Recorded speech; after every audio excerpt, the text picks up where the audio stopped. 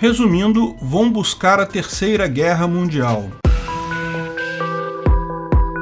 Esse é o Visão Libertária, sua fonte de informações descentralizadas e distribuídas. Apesar de ter falado que ficaria um tempo em silêncio, o analista do FSB russo mandou nova correspondência ao ativista de direitos humanos Vladimir Ochekin ontem. O cenário descrito por essa carta é desolador e eu espero sinceramente que seja falso. Mas é um fato que cartas anteriores que falamos nos vídeos Analista do FSB, situação russa é muito pior que parece, e analista do FSB, Putin foi enganado por Biden e agora é ameaçado por Bortnikov, tiveram repercussões claras depois disso. A própria prisão domiciliar do Sergei Bezeda e Anatoly Bolyuk e o pedido de ajuda à China confirmando as dificuldades militares russas e a expectativa errada que tinham na invasão e a culpa que colocaram no serviço secreto no FSB. Nessas cartas ele também falou que haviam várias estratégias sendo pensadas e que boa parte delas implicava em buscar um problema ainda maior para esconder o problema da Ucrânia.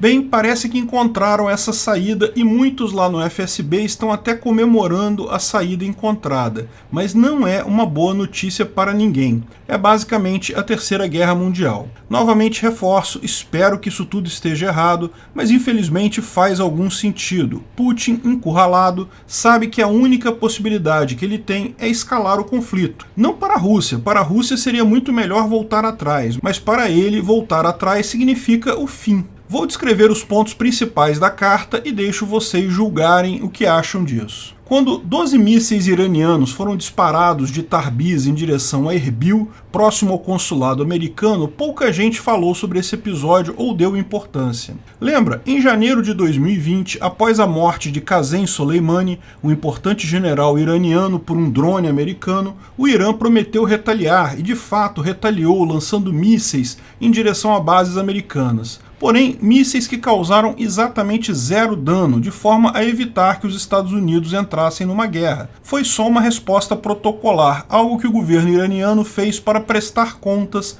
à sua população, mas que não queria de fato provocar uma guerra. Dessa vez, novamente, o Irã alega que o ataque teve por objetivo retaliar um ataque feito por um drone israelense em território iraniano. Muita gente apontou que o Irã fez a mesma coisa, lançou os mísseis contra o alvo americano com o cuidado de errar para não provocar problemas com os americanos. O aspecto contraditório aqui é, o Irã vem sofrendo um embargo americano há algum tempo, tem uma dificuldade enorme de vender seu petróleo. Justamente agora, devido aos embargos à Rússia, os Estados Unidos estão pensando em rever os embargos ao Irã. Por que lançar esses mísseis neste momento? Por que arriscar suspender esse processo a troco de nada? Bom, segundo diz o analista da FSB, é porque já existe um acordo prévio entre Irã e Rússia, e os Estados Unidos jamais irá conseguir o petróleo do Irã. Ele explica que esse acordo fará com que os Estados Unidos não apenas não consigam importar o petróleo do Irã para suprir a falta do petróleo russo, mas, mais que isso, quando esse conflito escalar, o Irã irá fechar o Estreito de Hormuz, por onde passam petroleiros do Iraque, Kuwait, Arábia Saudita, Emirados Árabes, Catar e tantos outros, literalmente bloqueando mais de 60% da produção de petróleo do mundo. Mas isso só vai acontecer mais adiante. O primeiro passo desse escalonamento que a Rússia pretende será um discurso de um oficial graduado russo, provavelmente o general Konashenkov, dizendo que as sanções impostas pela Europa e Estados Unidos à Rússia, junto com o apoio destes ao exército da Ucrânia, representam uma declaração de guerra contra a Rússia. Estamos declarando a Terceira Guerra Mundial, ele dirá. Mas vai falar isso e nada vai mudar. 2 dias depois, porém, Putin fará um outro discurso inflamado, avisando que a ameaça da OTAN na Ucrânia era real. Viu como estávamos justificados em invadir a Ucrânia? A invasão da Ucrânia mostrou que o Ocidente queria mesmo destruir a Rússia. Está fazendo isso não militarmente, mas economicamente. É lógico, isso é lorota, a gente sabe, mas vai servir como justificativa para o próximo passo.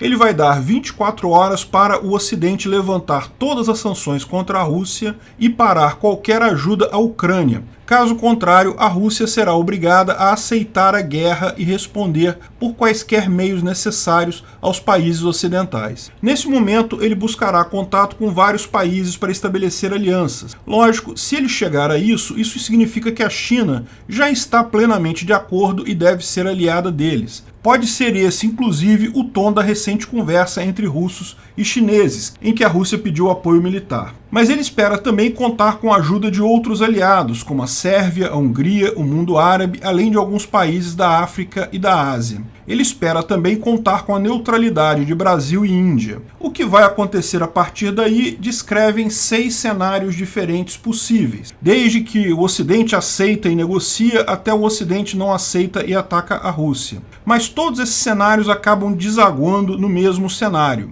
E esse é o cenário mais provável, segundo ele, que é o meio termo. O Ocidente não reduz as sanções, mas também não faz nenhum movimento militar querendo evitar a guerra. Nesse caso, a Rússia irá pedir para seus cidadãos saírem de países próximos à Rússia, provavelmente Polônia e países bálticos, a Estônia, Letônia e Lituânia. A Rússia irá ativar suas armas nucleares no nível máximo, ou seja, prontas para serem lançadas a qualquer momento, e ao mesmo tempo irá impor uma no-fly zone sobre esses países e sobre a Ucrânia. Oferecerá a opção de recuo se o Ocidente parar de ajudar a Ucrânia e, ao contrário, passar a exigir a rendição do governo ucraniano. Talvez seja necessário, segundo eles, atingir alguns alvos militares nesses países, como bases da OTAN. Será usada a mesma técnica de desinformação que vem sendo usada com a Ucrânia para tentar convencer os países ocidentais a não entrar em conflito. Dizer que esses países, a Polônia e os países bálticos, estavam ameaçando a Rússia com sua aliança com a OTAN e, da mesma forma, irão incentivar os países a não se meterem no assunto. Deixe os poloneses e os bálticos cuidar dessa situação para evitar colocar o nosso país numa guerra. Essa guerra não é nossa. Você já deve ter ouvido alguém falar isso aqui no Brasil, inclusive. Nessa situação, a China e o Irã irão apoiar a decisão russa, cortando o abastecimento de petróleo do Ocidente e causando o que eles esperam ser um colapso enorme econômico, a ponto de forçar o Ocidente a negociar. Negociar aqui significa entregar a Ucrânia, a Polônia e os países bálticos só para começo de conversa. Provavelmente o interesse de Putin é parar só na Alemanha, reconstruindo a área de influência da União Soviética. Também pretendem conduzir uma série de ataques cibernéticos contra a infraestrutura americana e da Europa para forçar eles a essa negociação. Ou seja, em última análise, a saída russa é declarar guerra ao Ocidente com o apoio da China, mundo árabe e Irã, na expectativa que a pressão popular e a rede de desinformação russa nesses países faça com que seus governos evitem confronto até o último minuto, dessa forma conquistando não apenas a Ucrânia, mas talvez toda a extensão da antiga União Soviética. Segundo os analistas da FSB, essa seria a melhor saída para a Rússia nesse momento e estão até comemorando essa estratégia. Agora, eu olhando para isso, acho isso todo muito pouco provável. Primeiro, é pouco provável unir Arábia Saudita e Irã no mesmo time. São países com inimizade histórica e religiosa, mas a verdade também é que esses países têm dado sinais contraditórios aos Estados Unidos. Além disso, vocês sabem, a OTAN marcou uma reunião de emergência entre todos os países dia 24 agora, 24 de março, o que pode significar que alguma coisa dessa história tem algum fundo de verdade e, nesse caso, evidente que eles já estão sabendo disso. O fato é, uma declaração de guerra tão ampla, acredito que não restará a ninguém a dúvida do efeito Chamberlain. Se não lutar logo de cara, estará trazendo apenas a desonra, e no final será necessária a guerra de qualquer jeito. E se o Ocidente resolver lutar, a Rússia, que mal está conseguindo ganhar da Ucrânia, não teria nenhuma chance. Como disse em um vídeo há um tempo atrás, que foi até muito criticado, os Estados Unidos e o Ocidente ganham da China e da Rússia ao mesmo tempo com um pé atrás. O que muda nessa equação apenas é o poder do povo contra seus governos. O povo americano não vai querer entrar numa guerra com a possibilidade de ser atingido por bombas atômicas. O povo russo e o povo chinês não têm essa pressão sobre seus governos. Por mais que eles também não queiram ser atingidos, eles não têm poder de decisão. O governo não está nem aí para o que eles pensam. E é justamente apostando na pressão do povo contra o governo no Ocidente que está essa estratégia russa. Mas embora a contra-informação russa seja mesmo muito forte, visto que temos visto isso aqui no Brasil também, essa guerra não é nossa, como eu disse, é uma frase que eu ouvi de muitas pessoas aqui no Brasil até. Essa contra-informação não é tão forte assim. O que eu tenho visto é que a maior parte das pessoas está do lado correto, está entendendo o que está acontecendo de forma correta. Mas, se o desdobramento for este mesmo, pode ter certeza que essa guerra chegará no mundo todo.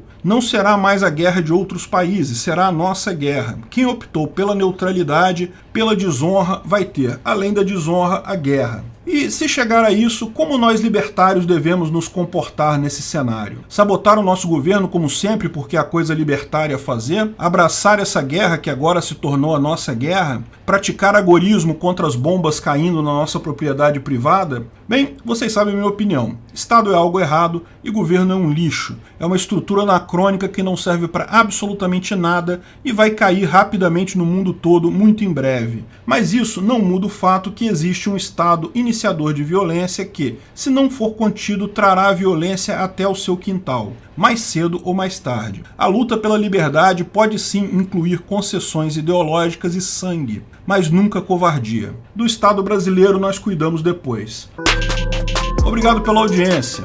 Esse vídeo foi um oferecimento de armataweb.com, cloud e serviços de data center, 100% de compromisso com a satisfação e privacidade dos clientes. Aceitamos Bitcoin. Veja o link na descrição do vídeo. Se você gostou desse vídeo, clique no like e compartilhe ele em suas redes sociais. Se inscreva no canal para nos ajudar, clicando no botão vermelho abaixo. Se quiser ser avisado de novos vídeos, clique no sininho ao lado. Se você quiser comprar camisas e outros itens do Visão Libertária, veja nossos itens no site Pimenta no Café, pimentanocafé.com.br/Visão Libertária, tudo junto sem acento, ou clique no link da descrição. Até a próxima!